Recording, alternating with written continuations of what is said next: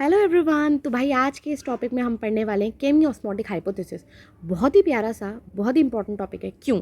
क्योंकि ये एक टॉपिक आपको दो चैप्टर्स में काम आने वाला है। एक तो फोटोसिंथेसिस, दूसरा रेस्पिरेशन इन प्लांट। तो जब एक ही टॉपिक दो दो जगह काम आने वाला है और बच्चों को मैक्सिमम टाइम इस टॉपिक में कन्फ्यूजन रहता है, तो आज का लेक्चर बहुत प्यार से लगाओ, क्योंकि इस लेक्चर को लगाने के बाद आई एम श्योर तुम्हें ये टॉपिक सबसे आसान लगेगा। चलो भाई शुरू करते हैं। केमियोस्मोटिक हाइपोथेसिस। केमियोस्मोटिक हाइपोथेसिस का पहले तो फंडा समझो। सुनो भाई, क्या चक्कर है, तुम अभी पढ़ रहे हो फोटोसिंथेसिस। तुम अभी क्या पढ़ रहे हो? फोटोसिंथेसिस। और एक टॉपिक तुम पढ़ने वाले हो रेस्पिरेशन। भाई जिंदगी का फंडा यही है कि पैसा है तभी जिंदगी चलेगी। बॉडी का फंडा यही है कि जब एटीपी है तभी चलेगी। मतलब बॉडी का पैसा बोले तो करेंसी क्या है? आपकी एटीपी है ना भाई। तो फोटोसिंथेसिस में भी एटीपी चाहिए तो रेस्पिरेशन में भी एटीपी चाहिए। ये एटीपी क्या होती है भाई? Adenosine triphosphate. ये हमारी बॉडी का पैसा है, ये हमारी बॉडी का मतलब तुम समझ लो ना, ओवरऑल करता धरता एटीपी है। ठीक।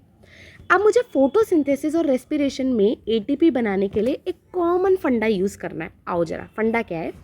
मैं एक जगह पर एक षड्यंत्र रचूंगी जिसके चलते मैं एक जगह पे खूब सारा प्रोटॉन भर लूँगी।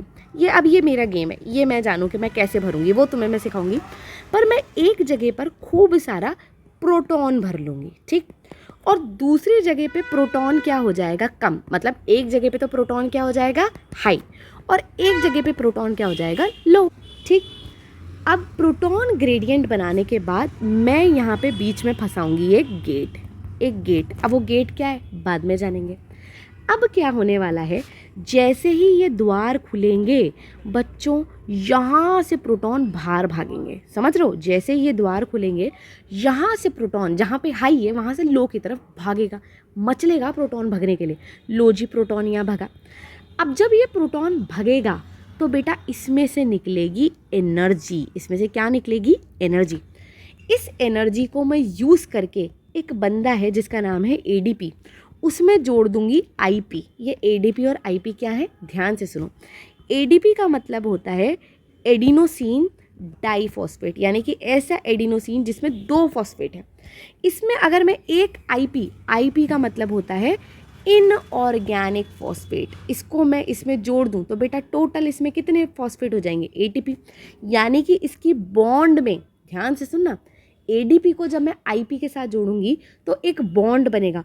उस बॉन्ड में खूब सारी क्या हो जाएगी? Energy store. मतलब कहने का मतलब है कि जो यहाँ से जो एनर्जी निकल रही है ना, प्रोटॉन के मूवमेंट से क्या निकल रही है? एनर्जी। उस एनर्जी को मैं एडीपी और आईपी को जोड़ के एक बॉन्ड बना के उसमें स्टोर कर लूँगी। एज अ रिजल्ट क्या बन जाएगा? एटीपी। अब इस एटीपी में क्या स्टोर हो? अब एटीपी में क्या स्टोर हो गई? एनर्जी। अब जब ज़रूरत पड़ेगी, जब मेरी बॉडी को एटीपी चाहिए होगी, यानी कि एनर्जी चाहिए होगी, तो मैं सिंपली बोलूँगी yes ATP come on. ATP फट से टूट जाओ। जैसे ही एटीपी टूटेगा वापस क्या बन जाएगा? ADP plus IP. पर जब ये टूटेगा इनका बॉन्ड भी क्या हो जाएगा? Break down. और बच्चा पार्टी, जैसे ही बॉन्ड ब्रेक डाउन होगा ना, वापस से वो एनर्जी एक बार फिर से निकल जाएगी और उसी एनर्जी को मेरी बॉडी क्या कर लेगी? यूज़। क्या तुम्हें बेसिक क्लियर हुआ? केमियोस्मोटिक हाइपोथेसिस का फंडा क्या है? एक जगह प्रोटॉन ज़्यादा कर दो, एक जगह प्रोटॉन कम कर दो। प्रोटॉन का क्या बन जाएगा? ग्रेडियंट।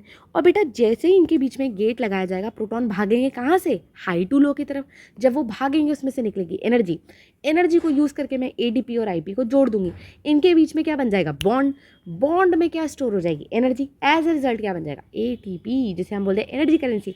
अब जब मेरी बॉडी को एनर्जी चाहिए होगी मैं एटीपी को तोड़ूंगी। एटीपी टूटेगा तो क्या बनेगा? एडीपी और आईपी। बेटा जब इनका बॉन्ड टूटा तो एनर्जी क्या होगी? निकल जाएगी, फुर्र हो जाएगी। और जैसे ही एनर्जी फुर्र हो जाएगी उसी एनर्जी को मेरी बॉडी यूज़ कर लेगी। यूज़ करके चकाचक मैं भागूंगी, मैं नाचूंगी, मैं उड़ूंगी, मैं गाऊंगी, मैं डांस करूंगी, पढ़ाऊंगी एंड सो ऑन। क्या तुम्हें केमियोस्मोटिक हाइपोथेसिस का बेसिक समझ आया? आई होप समझ आया।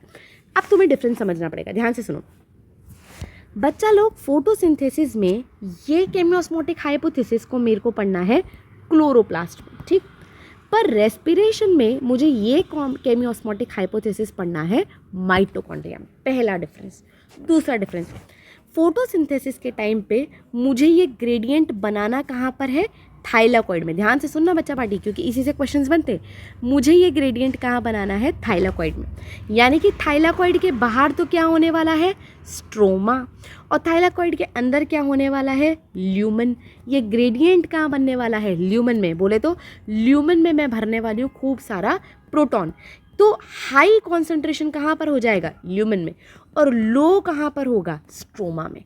और एज अ रिजल्ट जब मैं गेट खोलूँगी तो कहाँ से कहाँ मूव करेगा? Lumen to stroma. प्रोटॉन कहाँ मूव करेगा? ल्यूमन टू स्ट्रोमा, जिसके चलते मैं एटीपी बनाऊंगी। पर अगर यही मैं बात करूँ माइटोकॉन्ड्रिया की, तो बच्चा डिफरेंस क्या हो जाएगा? माइटोकॉन्ड्रिया में याद करो, तुम पढ़ते हो आउटर मेम्ब्रेन और होती है इनर मेम्ब्रेन, और इनके बीच में होती है पेरी माइटोकॉन्ड्रियल स्पेस। कौन सी स्पेस? Peri mitochondrial space. इस पेरी माइटोकॉन्ड्रियल स्पेस में यहाँ पर हम भर देंगे खूब सारा प्रोटॉन। यानी कि पेरी माइटोकॉन्ड्रियल स्पेस में प्रोटॉन क्या हो जाएगा? हाई, और यहाँ मैट्रिक्स में हम क्या रखेंगे? लो। और जब हम इसके बीच में गेट फंसाएंगे तो प्रोटॉन मूव करेगा from peri mitochondrial space to matrix. As a result picture वही सेम है। क्या निकलेगी? एनर्जी, और इस एनर्जी को यूटिलाइज करके हम क्या बना देंगे? एटीपी। यानी कि दोनों में कॉमन चीज़ क्या होगी? एटीपी का बनना। ध्यान से सुनो मेरी अगली बार। एटीपी का बनना कहलाता है फॉस्फोराइलेशन। यानी कि जब जब एटीपी बनती है इस प्रोसेस को मैं क्या बोलूँगी? फॉस्फोराइलेशन। पर दोनों में पिक्चर बहुत डिफरेंट है। ध्यान से सुनो यहाँ पर। अब डिफरेंस ये है, प्लांट में फोटोसिंथेसिस में यूज़ होने वाली है लाइट। तो एक तरीके से हम लाइट को एनर्जी यूज़ करके एटीपी बनाने वाले हैं, इसलिए हम इसे बोलते हैं फोटोफॉस्फोराइलेशन। ठीक। पर एनिमल्स नहीं, एक्चुअली रेस्पिरेशन में लाइट यूज़ नहीं होगी। और क्योंकि यहाँ पे लाइट यूज़ नहीं हो रही पर एटीपी तो बन रही है, तो यहाँ पे हम इसे बोलने वाले हैं ऑक्सीडेटिव फॉस्फोराइलेशन। मतलब बनेगी दोनों में एटीपी, पर प्लांट के केस में वो क्या कहलाएगा? फोटोफॉस्फोराइलेशन। पर वहीं रेस्पिरेशन के केस में, रेस्पिरेशन प्लांट्स में भी होगा और एनिमल्स में भी होगा, पर वो कहलाएगा ऑक्सीडेटिव फॉस्फोराइलेशन। बनना वही है, एज अ रिजल्ट बनना क्या है? एटीपी। हाँ जी, तो इतनी सी बात को हम फटाक से पढ़ लेते हैं एनसीईआरटी से। देखो, chemiosmotic hypothesis, let us now try and understand how actually ATP is synthesise. किस तरीके से एटीपी बनती है क्लोरोप्लास्ट में। आगे वो बोल रहा है केमियोस्मोटिक हाइपोथेसिस, इसको पुट फॉरवर्ड किया था ये एक्सप्लेन करने के लिए कि भाई रेस्पिरेशन में और फोटोसिंथेसिस में एटीपी किस तरीके से सिंथेसाइज होती है। ठीक। और उसमें प्रोटॉन ग्रेडियंट का काम क्या है। चलिए आगे आओ। This time these are the membranes of thylakoid. यानी कि अगर फोटोसिंथेसिस की बात हो रही है तो मेम्ब्रेन होगी थाइलाकॉइड की। देयर इज वन डिफरेंस दो, here the proton accumulation is toward the inside of membrane. बेटा मैंने अभी तो बताया थाइलाकॉइड की ल्यूमन में अंदर की तरफ ग्रेडियंट बनाना है। आगे चलिए। इन रेस्पिरेशन प्रोटॉन कहाँ अक्यूमुलेट होगा? इंटर मेम्ब्रेन स्पेस, जिसको मैंने पेरी माइटोकॉन्ड्रियल स्पेस बोला ना भाई लोगों, उसको इंटर मेम्ब्रेन स्पेस भी बोलते हैं। किसकी? माइटोकॉन्ड्रिया की। जहाँ पे इलेक्ट्रॉन बनता है किसमें? ईटीएस के थ्रू। ये पिक्चर अलग है, ये बाद में समझेंगे। आगे आओ। अब ये समझते हैं कि ये प्रोटॉन ग्रेडियंट बनाने के लिए हमने क्या क्या षड्यंत्र रचे। अब उस षड्यंत्र को समझने के लिए थोड़ी सी पिक्चर पुरानी रिवाइज करते हैं। आओ। तो प्यारे बच्चों, मैंने पिछली पिक्चर में बताया था ये रहा थाइलाकॉइड। थाइलाकॉइड की जो मेम्ब्रेन है वो भी किसकी बनी हुई है? Phospholipid bilayer, something like this. हैं जी, ठीक। फिर मैंने बोला कि अगर सपोज करो मैं इसको सुपर डुपर जूम कर दूं तो इसके अंदर बीच बीच में क्या फंसे हुए हैं? याद आ रहे हैं? Protein complexes. लो जी, एक प्रोटीन कॉम्प्लेक्स का नाम क्या था? PS2। दूसरे प्रोटीन कॉम्प्लेक्स का नाम क्या था? PS1। यानी कि फोटोसिस्टम 2, फोटोसिस्टम 1। फिर नेक्स्ट बात हमने बोली थी कि PS2 के अंदर साइड में तो होंगे LHC और बीच में होगा रिएक्शन सेंटर। सिमिलरली PS1 में भी साइड में तो क्या होंगे? LHC, बीच में क्या होगा? Reaction centre. नेक्स्ट हमने ये पढ़ा था कि साइड में हमारे पास पिगमेंट कौन सा होता है? जैसे कि क्लोरोफिल B हो गया। चलो जी। फिर एक पिगमेंट हमने पढ़ा था ज़ेंथोफिल हो गया। लो जी, बना दिए मैंने ज़ेंथोफिल। एक कौन सा था? कैरेटिनॉइड। ये लो जी, कैरेटिनॉइड बना दिया मैंने। ठीक। बीच में कौन था? हमारा बॉस, जिसका नाम क्या है? हुकुम का सिक्का, क्लोरोफिल A। अब फिर मैंने तुम्हें नेक्स्ट बताया था यहाँ पे शुरू होता है पासिंग द पार्सल गेम। थोड़ा जल्दी बता रही हूँ क्योंकि मैंने पिछले लेक्चर में पूरा पढ़ा रखा है। आ जाओ जी। ये भाई साहब जो भी सबसे पहला पिगमेंट होगा वो सनलाइट की एनर्जी को ट्रैप करेगा। उसका इलेक्ट्रॉन एक्साइट हो जाएगा, हायर ऑर्बिटल पे पहुंच जाएगा। जब उसका इलेक्ट्रॉन हायर ऑर्बिटल पे पहुंच गया, थक हार के बेचारा पुराने ऑर्बिटल पे पहुंचना चाहेगा तो एनर्जी रिलीज कर देगा, जिसको पकड़ लेगा नेक्स्ट पिगमेंट। नेक्स्ट पिगमेंट अब पासिंग द पार्सल गेम खेलेंगे एंड सेम तरीके से उनका इलेक्ट्रॉन भी एक्साइट होगा, एनर्जी पास होगी एंड पहुंचते पहुंचते इस पिगमेंट तक पहुंच गया। सिमिलरली बेटा यही सारी पिक्चर इधर भी चल रही है और सारा एनर्जी किसको पहुंचा दिया गया भाई? क्लोरोफिल ए को। इतना भंडारा ऑफ एनर्जी पकड़ के क्लोरोफिल ए मचला गया और वो अपनी एनर्जी को पास ऑन कर देता है, यानी कि इलेक्ट्रॉन पास ऑन कर देता है टू प्राइमरी इलेक्ट्रॉन एक्सेप्टर। और भाई का प्राइमरी इलेक्ट्रॉन एक्सेप्टर बिना फियर के ये सारी इलेक्ट्रॉन को ट्रैप कर लेता है। भाई का नाम क्या था? बिना फियर के फियोफाइटन। अब शुरू होता है इलेक्ट्रॉन ट्रांसपोर्ट चेन, जिसमें पहला बंदा कौन था? प्लास्टोक्विनोन। पहले हम क्या होते हैं? कुंवारे। फिर कौन था? Cytochrome B6NF। फिर कौन था? प्लास्टोसाइनिन। ठीक भाई, अब प्लास्टोसाइनिन क्या करता है? सुनना ध्यान से। प्लास्टोसाइनिन इलेक्ट्रॉन पकड़ा देता है किसको? PS1 को। अब भाई ये इलेक्ट्रॉन PS1 को क्यों पकड़ा रहे? क्योंकि सुनो, कुछ मिनट पहले कुछ ऐसा हुआ था कि ये सेम पिक्चर यहाँ भी चली थी, पासिंग द पार्सल गेम। भाई इन लोगों ने भी खेला था, ये नहीं खेलेंगे क्या गेम? और इनका इलेक्ट्रॉन भी क्लोरोफिल ए ने पकड़ लिया था और भाई साहब ने भी भंडारा ऑफ एनर्जी पकड़ाई थी FD को। FD का मतलब यहाँ पे फिक्स डिपॉजिट नहीं, फेरेडॉक्सिन है। फेरेडॉक्सिन भाई ने किसको पकड़ाया था? FNR को। FNR कौन था? Ferredoxin NADP reductase enzyme.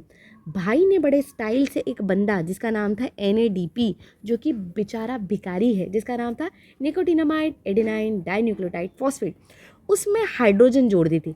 Mind you, ये हाइड्रोजन इसका खुद के पॉकेट से नहीं गया है, स्ट्रोमा में पड़े हुए प्रोटॉन्स हैं और भाई इसको जोड़ के इसने बना दिया था NADPH2। भाई अभी कुछ मिनट पश्चात भाई भिखारी था और कुछ मिनट बाद भाई बन चुका है करोड़पति NADPH2, जिसको अब हम भिखारी ना बोल के क्या बोल रहे हैं? Assimilatory power. बेटा मेरी बात ध्यान से समझना, तुम्हें एक षड्यंत्र समझ आएगा, एक नहीं दो दो। सुनना, मैंने अभी तुम्हें बोला कि मुझे यहाँ पे प्रोटॉन बढ़ाना है और यहाँ पे प्रोटॉन कम करना है। बोले तो थाइलाकॉइड की ल्यूमेन में तो मुझे प्रोटॉन क्या करना है? हाई, और स्ट्रोमा में मुझे प्रोटॉन क्या करना है? लो। देखो जी मैंने क्या षड्यंत्र रचा। ये Z स्कीम के बहाने, ये जो मैं पासिंग द पार्सल गेम खेल रही थी ना, इसके चलते मैंने स्टाइल से FNR से कहा बेटे तू NADP को एक H+ जोड़ दे। जब एक H+ भाई के पास जुड़ेगा तो मैंने अपनी पॉकेट से तो ये प्रोटॉन दिया नहीं, मैंने स्ट्रोमा से प्रोटॉन खींचा। और बेटा स्ट्रोमा से अगर मैं प्रोटॉन खींच के NADPH2 बना दूंगी तो माइंड यू एक प्रोटॉन स्ट्रोमा में कम हो जाएगा। यानी कि मैंने एक तीर से दो निशाने बनाए। कैसे? एक तो मैंने जनहित में जारी किया एसिमिलेटरी पावर NADPH2, जिसको मैं फर्दर यूज़ करने वाली हूँ कहाँ पे? डार्क रिएक्शन में। इसे एसिमिलेटरी पावर को मैं कहाँ यूज़ करूँगी? डार्क रिएक्शन में। जनता को मैंने मूर्ख बना दिया।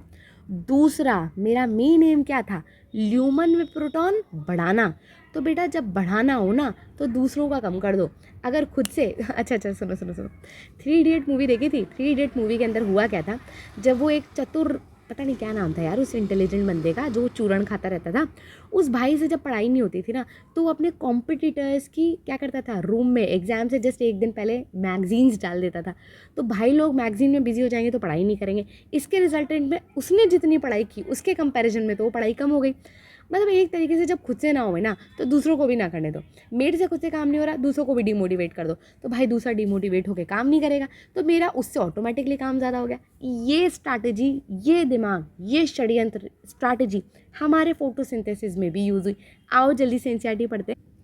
देखो जी, पॉइंट नंबर आ जाओ, ये रहा। देखो, the NADP reductase enzyme which is located on the stroma side, हमने उसको स्ट्रोमा साइड की तरफ कर रखा है, along with electron that come from the acceptor.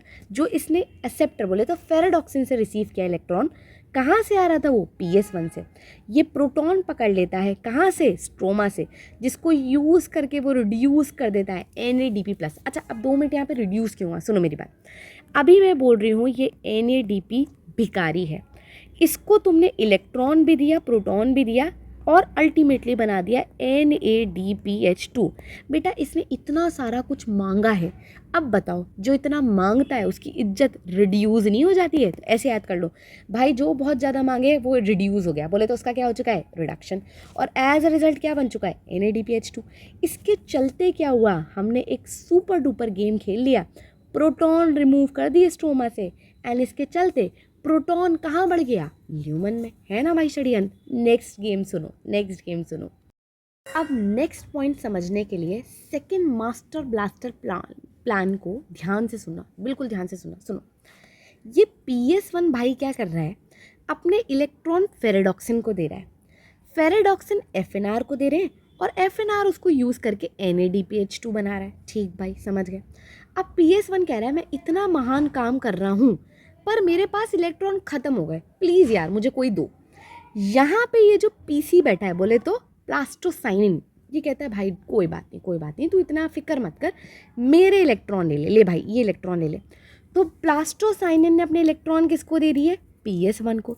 अब ये प्लास्टोसाइनिन के पास अपना खुद का माल तो था नहीं भाई, कुछ मिनट पहले भाई ने PS2 से इलेक्ट्रॉन लिए थे। ध्यान से सुनना, पिक्चर क्या हुई है, दोबारा सुनो। PS1 ने इलेक्ट्रॉन दिए FD को, FD ने FNR को, FNR ने NADP से NADPH2 बना दिया। अब इस पूरे कार्यक्रम के चलते PS1 के बाद क्या खत्म हो गए? इलेक्ट्रॉन। इलेक्ट्रॉन खत्म होते ये दुख में आ गया। दुख इसका खत्म करने के लिए एक कौन आया? प्लास्टोसाइनिन। प्लास्टोसाइनिन ने कहा ले भाई तू मेरे इलेक्ट्रॉन ले ले, तू रो मत, ठीक। अब ये जो प्लास्टोसाइनिन ने इसको इलेक्ट्रॉन दिए ना, भाई के पास अपने खुद के इलेक्ट्रॉन नहीं थे, भाई ने कुछ मिनट पहले ये इलेक्ट्रॉन जंपिंग जपा गेम खेलते हुए PS2 से लिए थे। यानी कि PS2 ने फियोफाइटिन को दिया, फियोफाइटिन ने PQ को दिया, यानी कि प्लास्टोक्विनोन को, प्लास्टोक्विनोन ने साइटोक्रोम B6F को दिया, and as a result finally इसको प्लास्टोसाइनिन को मिले, ठीक। तो इनडायरेक्टली ये इलेक्ट्रॉन किसके हुए? PS2 के। तो क्या मैं ये कह सकती हूँ कि PS2 ने इलेक्ट्रॉन पहुँचाए हैं PS1 को? जी हाँ, मैं ये कह सकती हूँ। अब ध्यान से नेक्स्ट गेम सुनो। ये PS2 जो 1 मिनट पहले बड़ा दानवीर बन रहा है ना, ये PS1 को इलेक्ट्रॉन दान करके, अब अगले ही मिनट ये रोने लग जाएगा, मेरे इलेक्ट्रॉन चले गए, अब मैं क्या करूं, अब मैं कैसे इलेक्ट्रॉन लाऊं? तो तुम्हारा आंसर होगा क्यों भाई, इसके पास है तो सही लाइट हार्वेस्टिंग कॉम्प्लेक्स, क्यों भाई इसके पास है तो सही रिएक्शन सेंटर। पर ये गेम इतना जल्दी नहीं हो सकता, मुझे इंस्टेंट चाहिए इलेक्ट्रॉन। ध्यान से सुनो, अगर तुम चक्कर खा के गिर जाओ तो भाई रोटी भी तुम्हें एनर्जी देगी, ग्लूकोज भी तुम्हें एनर्जी देगा, पर चक्कर खा के गिरने पे तुम रोटी नहीं खाओगे, तुम इंस्टेंट एनर्जी के लिए ग्लूकोज लोगे। सिमिलरली PS2 कह रहा है हाँ मैं कर सकता हूँ, हाँ मैं कर सकता हूँ, पर मुझे इंस्टेंट इलेक्ट्रॉन चाहिए, प्लीज़ कोई मुझे इंस्टेंट इलेक्ट्रॉन दे दो। अब ध्यान से सुनो, ये पूरा का पूरा ध्यान से सुनो, ये बेचारा वाटर ये गेम देख रहा है, ये बेचारा बहुत ही मूर्ख है, इसको समझ नहीं आ रहा हो क्या रहा है। अब एक बात तुम्हें और समझनी पड़ेगी, ये पानी कहाँ पर है? ये मेम्ब्रेन को अगर मैं पूरा पैक कर दूँ तो बेटा तुम समझ गए, ये थाइलाकॉइड की मेम्ब्रेन के अंदर पानी बैठा हुआ है। पानी बेचारा ये गेम समझता नहीं है, और वो कहता है यार ये कितना बेचारा आदमी है, यार कितना भला आदमी है ये PS2 PS1 को इलेक्ट्रॉन दे रहा है। ये कहता है यार 1 मिनट मेरी बात सुनो, मैं पानी हूँ, और मैं पानी अगर टूट जाऊँ तो मेरे अंदर से निकलेगा प्रोटॉन, मेरे अंदर से निकलेगा इलेक्ट्रॉन, और मेरे अंदर से निकलेगा वाटर। PS2 कहता है ओ वाह, क्या तुम मुझे अपने इलेक्ट्रॉन दे सकते हो? ये कहता है yes yes, calm down baby, मैं तुम्हें अपने इलेक्ट्रॉन दे दूंगा। तो ये बेचारा पानी पागल अपने आप को तोड़कर क्या बना देता है? प्रोटॉन, इलेक्ट्रॉन और ऑक्सीजन। अब ध्यान से सुनो, ये इलेक्ट्रॉन जो इस भाई ने अभी तोड़ के बनाया ना, ये कहता है ले बहन रो मत, PS2 तू रो मत, तेरा दुख दर्द मुझसे देखा नहीं जाता, मैं टूट जाऊंगा, मैं मर जाऊंगा, मैं मिट जाऊंगा, पर बहन तू ले ले ये इलेक्ट्रॉन। PS2 हो गया खुश, क्योंकि यही तो ये चाहता था, ये ड्रामा, ये रोना धोना, ये नौटंकीबाजी, ये सब पानी को तोड़वाने के लिए हुई थी। अब ध्यान से सुनो, ये PS2 के पास क्या आ चुके? इलेक्ट्रॉन। अब ये एक बार फिर से दानवीर कर्ण बनेगा। सुनो जी क्या होगा, एक बार फिर से ये इलेक्ट्रॉन जंपिंग जपा गेम खेलकर PS1 के पास पहुंच जाएंगे। पर इस जंपिंग जपा गेम के चलते वाटर टूट गया बेटा, और अगर अब तुम देख पा रहे हो तो इलेक्ट्रॉन तो हो गए फ्री, बचा कौन? Proton and oxygen. ऑक्सीजन का पूरे फोटोसिंथेसिस में कोई काम नहीं है, तो ये क्या बन गया, बाई प्रोडक्ट। बेटा चाहे मैं इसको बाई प्रोडक्ट बोलूँ, चाहे मैं इसको नेट प्रोडक्ट बोलूँ, बात तो बराबर है, मुझे फोटोसिंथेसिस में ऑक्सीजन काम नहीं आने वाला। ले ले भाई ले ले, इसे जनहित में जारी कर दिया जाएगा मनुष्यों के लिए, बाकी जीवों के लिए। लो भाई जी लो अपनी ज़िंदगी, तुम लो मुझसे ऑक्सीजन और करो अपना जीवन संचार रेस्पिरेशन करके, ठीक। ये तो हो गया ऑक्सीजन। अब सुनो प्रोटॉन का क्या होने वाला है यार, क्या इस प्रोटॉन को हम यहीं रखने वाले हैं? जी हाँ, आप सही समझे हैं। जब जब वाटर टूटेगा हम इस प्रोटॉन को यहीं इकट्ठा करेंगे, ऑक्सीजन को छोड़ देंगे, इलेक्ट्रॉन को दे देंगे और प्रोटॉन को पकड़ लेंगे। बेटा यही तो मैं चाह रही थी, शायद मैंने तुम्हें 1 मिनट पहले यही तो बताया था कि मुझे प्रोटॉन को एक जगह इकट्ठा करना है। तो ये लो जी, सेकंड बाजी भी तुम्हें समझ आ गई। देखो देखो देखो देखो, एनसीईआरटी यही तो कह रही है, since splitting of water molecule takes place on the inner side of the membrane, बोले तो lumen, the proton or hydrogen ion that are produced by the splitting of water accumulate within the lumen, यानी कि अभी lumen में accumulate हो जाएंगे, भर जाएंगे। As a result, ध्यान से सुनो बेटा, जब जब पानी टूटेगा तब तब प्रोटॉन बढ़ेगा। पहला तो ये हो गया प्रोटॉन बढ़ाने की निंजा टेक्निक। दूसरा मैंने क्या किया, NADP प्लस HP से बना दिया NADPH2। इससे मैंने यहाँ पे सेकंड स्ट्रैटेजी से प्रोटॉन कम कर दिया। एक मैंने बनाया, एक मैंने कम कर दिया। अब सुनो तीसरी निंजा टेक्निक, सुनो सुनो सुनो, क्या बोला था मैंने, PS2 अपना इलेक्ट्रॉन देगा किसको, फियोफाइटिन को। फियोफाइटिन भाई अपना इलेक्ट्रॉन खिसकाएगा किसको, प्लास्टोकिनोन। अब माइंड यू, ये इंपॉर्टेंट स्टेप तुम्हें समझ आना चाहिए। ये जो प्लास्टोकिनोन कह रहा है ना, वो सुनो, ये प्लास्टोकिनोन क्या कह रहा है, सुन, pheophytin bro I am not electron acceptor. Please मेरी बात ध्यान से सुनो, pheophytin bro I am not electron acceptor. भाई मैं इलेक्ट्रॉन एक्सेप्ट नहीं करता हूँ, सुन सुन सुन सुन, तूने गलत दे दिया मुझे इलेक्ट्रॉन। फियोफाइटिन कहता है यार भाई तू ही तो है मेरे नेक्स्ट, तू ही तो लेगा इलेक्ट्रॉन। ये कहता है ये सुन सुन सुन, मैं इलेक्ट्रॉन एक्सेप्टर नहीं हूँ, मैं हाइड्रोजन एक्सेप्टर हूँ। ये क्या कर रहा है तू, ये तो तू बड़ा अन्याय कर रहा है, तू मुझे इलेक्ट्रॉन दे रहा है। फियोफाइटिन कहता है प्लीज़ भाई अगर तूने इलेक्ट्रॉन नहीं लिए ना तो फिर मैं आगे PS1 को नहीं पहुँचा पाऊँगा। ये कहता है सुन ऐसा है भाई, सुन मेरी बात सुन, माना मैं तेरी बात सुन रहा हूँ कि मुझे इलेक्ट्रॉन पास करने हैं, चल मैं इलेक्ट्रॉन पास कर दूंगा, पर मुझे तो प्रोटॉन पसंद है, मुझे प्रोटॉन पकड़ने। तो आप ध्यान से सुनना, इस गेम में क्या होता है, फियोफाइटिन कहता है यार तू प्लीज़ इलेक्ट्रॉन ले ले, एक काम कर, तो इलेक्ट्रॉन भी ले ले, तू चुपचाप से हाइड्रोजन भी पकड़ लियो, मैं किसी को नहीं बताऊंगा। तो कुछ इस तरीके से होता है, ध्यान से सुनो ब्रो।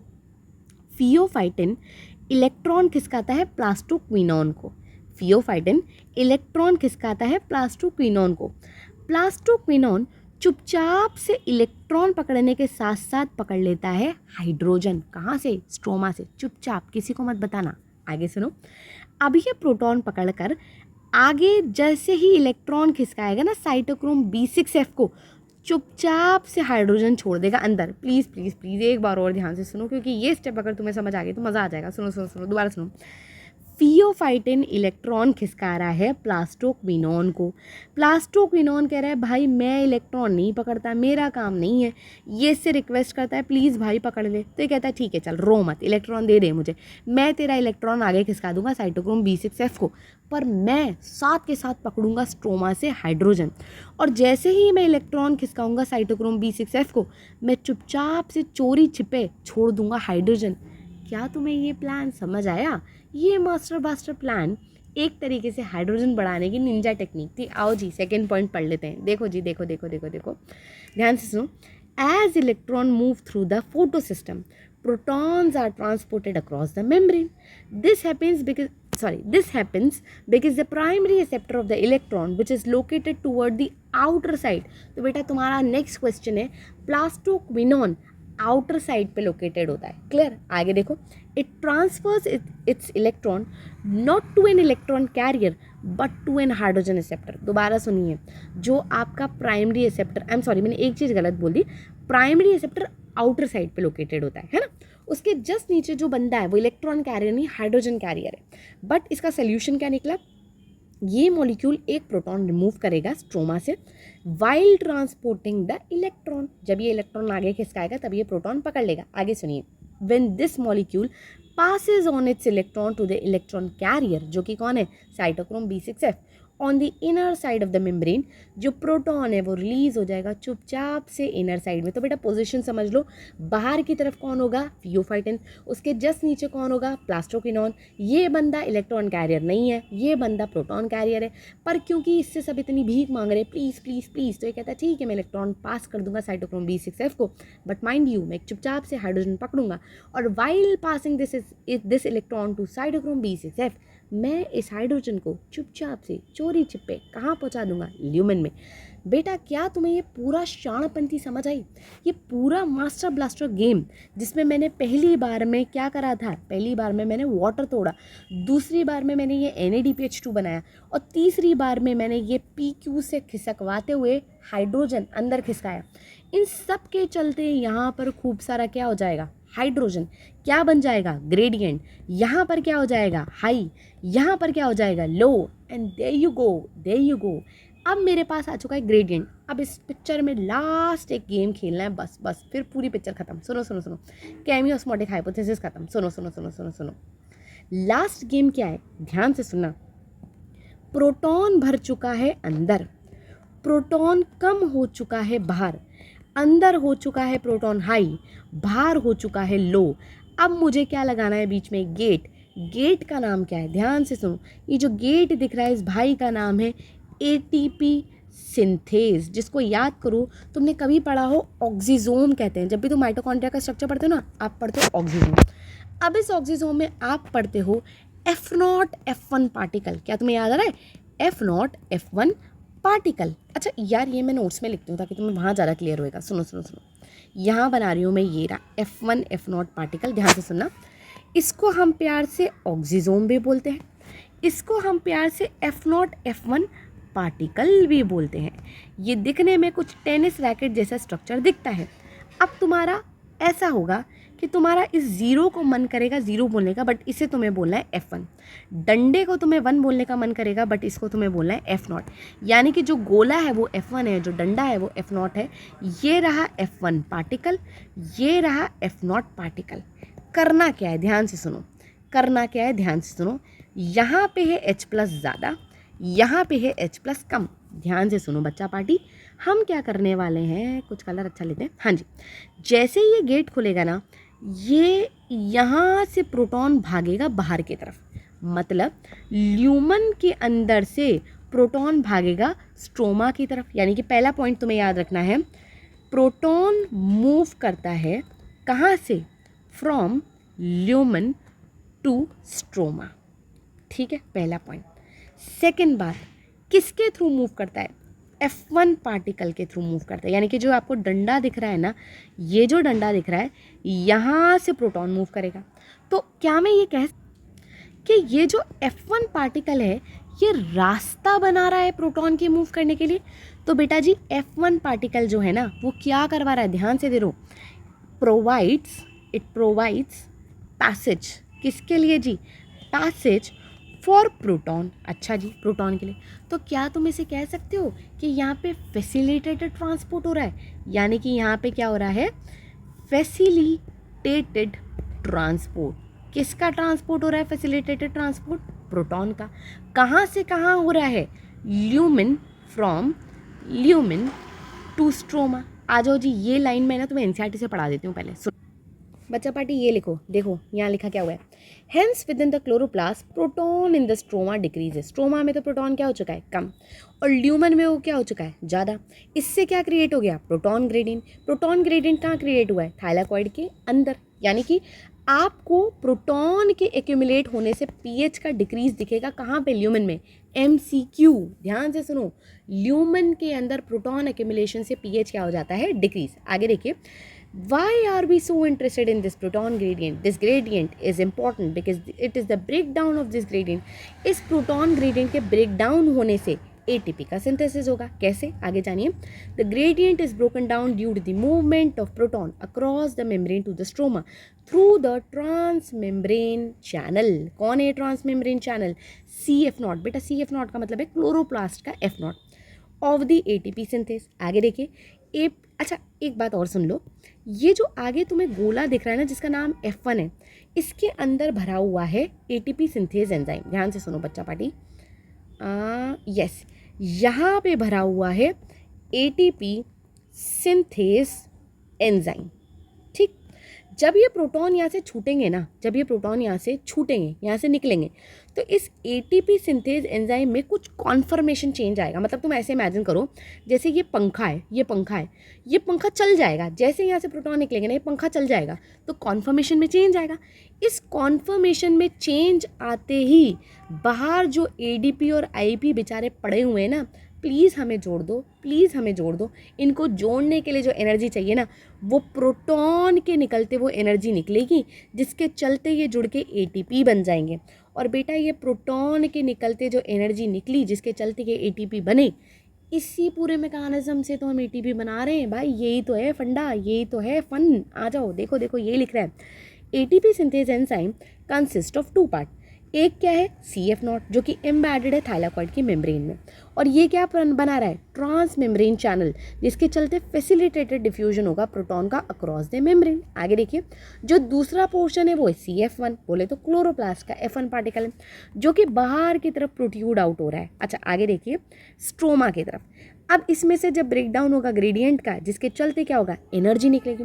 इस एनर्जी के चलते कॉन्फर्मेशनल चेंज आएगा, किसमें CF1 पार्टिकल में, किसके एटीपी सिंथेज के भाई लोगों, जिसके चलते हम क्या बनाएंगे एनर्जी। एनर्जी कैसे बनेगी, ये एंजाइम जो है ना ये सेवरल मॉलिक्यूल एनर्जी के बनवा रहे हैं। अच्छा अब तुम समझ आ गया यार, एनर्जी निकलेगी तो एडीपी और आईपी जुड़ जाएंगे और बन जाएंगे एटीपी। चलो जल्दी से पढ़ लेते हैं फटाफट। केमियोस्मोटिक हाइपोथेसिस रिक्वायर्स अ मेम्ब्रेन। अच्छा ये क्वेश्चन आता है जो है नीट के एग्जाम में, तो ये क्वेश्चन ध्यान से सुनो।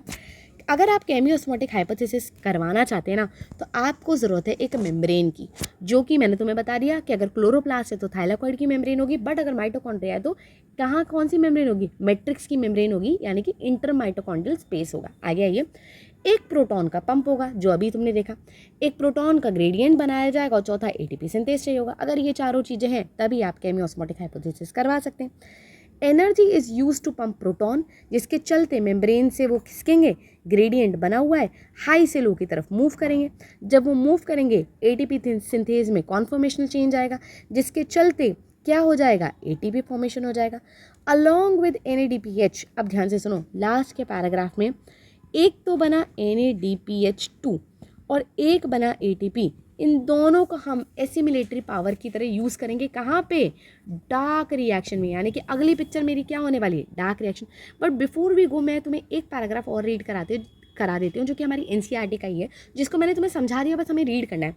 स्प्लिटिंग ऑफ वाटर, देखो इस पूरे पैराग्राफ में बेटा जब तुम रीड करोगे ना तो तुम्हें ये पता चलेगा PS2 के कारण वाटर का ब्रेक डाउन होता है। ठीक, जब जब वाटर का ब्रेक डाउन होता है ना, तो वाटर का ब्रेक डाउन होते इलेक्ट्रॉन किसको मिलेंगे, PS2 को। बस इस पूरे पैराग्राफ में यही लिखा हुआ है। आगे इसमें ये भी लिखा हुआ है प्रोटॉन तो ल्यूमिन में रह जाएंगे और ऑक्सीजन को हम रिलीज कर देंगे। ये हो गया इस पैराग्राफ में। एक और छोटी सी बात दूसरे पैराग्राफ में लिखी हुई है, वो है cyclic and non cyclic photophosphorylation. बेटा क्या होता है सुनो, जी स्कीम में जो इलेक्ट्रॉन गया वो लौट के कभी उस पर्टिकुलरली उस सिस्टम में दोबारा नहीं आया, तो क्योंकि वो लौट के नहीं आता इसलिए इसे हम बोलते हैं नॉन साइक्लिक फोटोफॉस्फोराइलेशन। यानी कि जी स्कीम का ही दूसरा नाम क्या है, नॉन साइक्लिक फोटोफॉस्फोराइलेशन। पर अगर ध्यान से सुनो, अच्छा एक और चीज़, नॉन साइक्लिक फोटोफॉस्फोराइलेशन में आपके पास दो चीज़ें बन रही हैं, NADPH2 भी बन रहा है और ATP भी बन रहा है। इसी के साथ साथ एक और चीज़ होती है which is called as cyclic photophosphorylation. इसमें क्या होता है सुनो, सिर्फ PS1 इन्वॉल्व होता है। ध्यान से देखो, ये PS1 अपने प्राइमरी रिसेप्टर को दे रहा है, ठीक। अब उल्टा दोबारा सुनो, पूरा साइकिल की तरह वो एज इट इज़ दोबारा फेरेडॉक्सिन से साइटोक्रोम B6F से PC से होते हुए दोबारा उसके पास आ गया। यानी कि पिक्चर जहाँ मतलब वो कहते हैं ना लौट के बुद्धू घर को आए, यानी कि इलेक्ट्रॉन जहाँ से चला था दोबारा उसी के पास आ गया। कुछ इस तरीके से हुआ। दोबारा सुनो, यहाँ से गया वो, अरे भाई कहाँ गया मेरा पेज, कहाँ गया भाई, कहाँ गया, ये रहा, यस, PS1 से इसके एक्सेप्टर के पास गया, उससे दोबारा साइटोक्रोम B6F से होता हुआ PC से होता हुआ दोबारा इसी के पास आ गया। यानी कि लौट के बुद्धू घर को आए।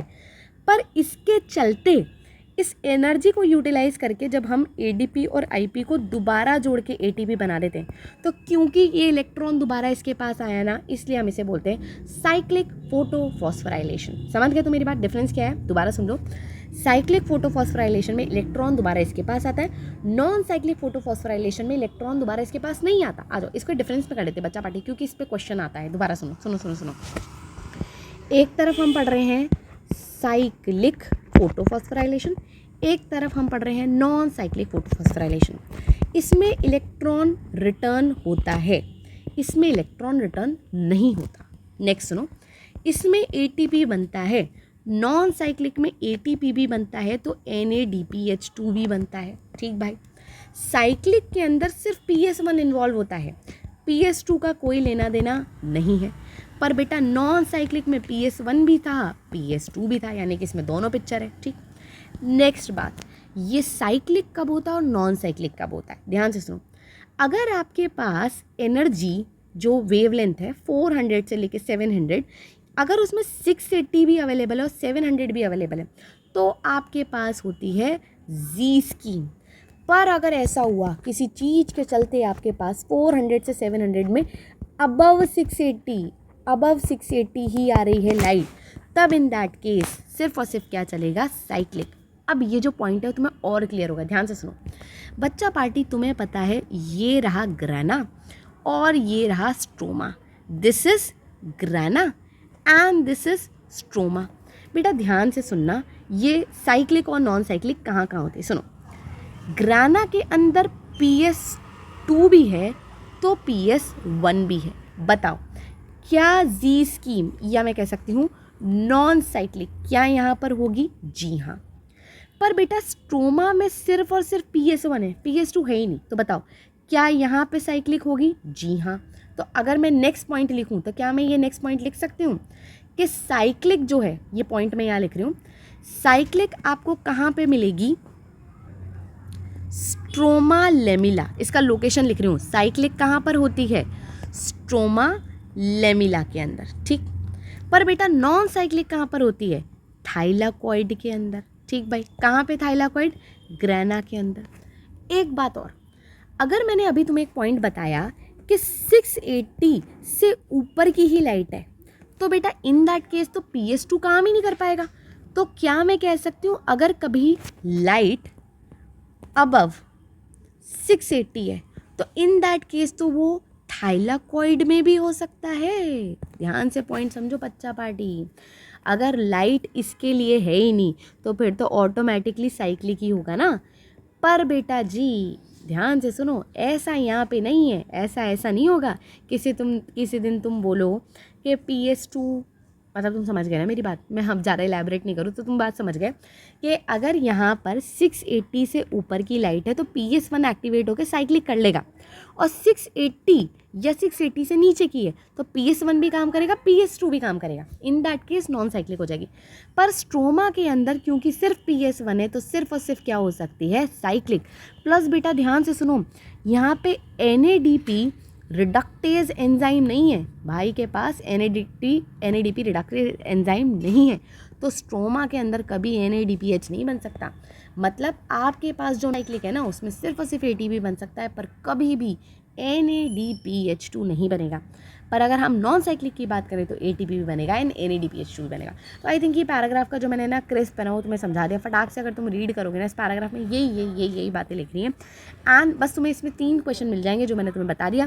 पहली बात मैंने तुम्हें ये बता दी साइक्लिक का मतलब क्या होता है, नॉन साइक्लिक का मतलब क्या होता है। सेकेंड बात तुम्हें मैंने ये बता दी कि भाई साइक्लिक सिर्फ और सिर्फ स्ट्रोमा लेमिला में होती है। तीसरी बात मैंने तुम्हें बता दी कि स्ट्रोमा लेमिला के पास PS1 होता है, PS2 नहीं होता है, एंड NADPH रिडक्टेज एंजाइम नहीं होता, जिसके चलते यहाँ पे सिर्फ साइक्लिक हो सकता है, नॉन साइक्लिक नहीं हो सकता। बस इन 3-4 क्वेश्चंस को तुम समझ लो। इसी के साथ केमियोस्मोटिक हाइपोथेसिस खत्म। आई होप बच्चा पार्टी तुम्हें ये लेक्चर समझ आया। केमियोस्मोटिक हाइपोथेसिस कितनी आसान है तुम्हें ये बात समझ आई। अगर समझ आया then please like this video as well as share this video and subscribe my channel, and thank you for watching this video.